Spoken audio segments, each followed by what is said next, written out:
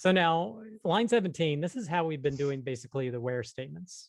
Look for the TS vector, and then where it contains the TS query, we're just looking for Apple.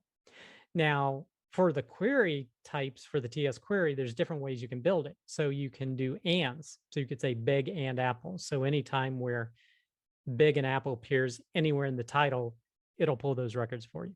You could also use or. So it's either big and use a pipe symbol for the or representation. So you could do big or Apple. So it'll pull up, Big Daddy's cheesecake, that one, or, I love my apple pie, both those would be pulled. You can also do followed by. So if you want to look for only titles that have big space Apple, like the Big Apple, for example, you could use that operator, whatever you want to call it, the less than, hyphen, greater than, or whatever.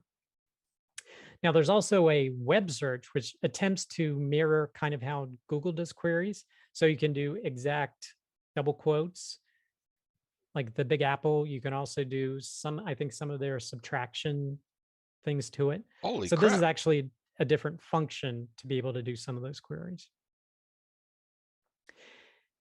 And lastly, line 25, we get to your applesauce. So basically, you can left anchor it this way using the colon star, and it's basically looking for any word that starts APP. And it can do that, of course, because if you think logically of how an index for a book is written, you would look up A and then P and then P, and then you could see all the different entries. So it can do that and grab all those records and give them to you.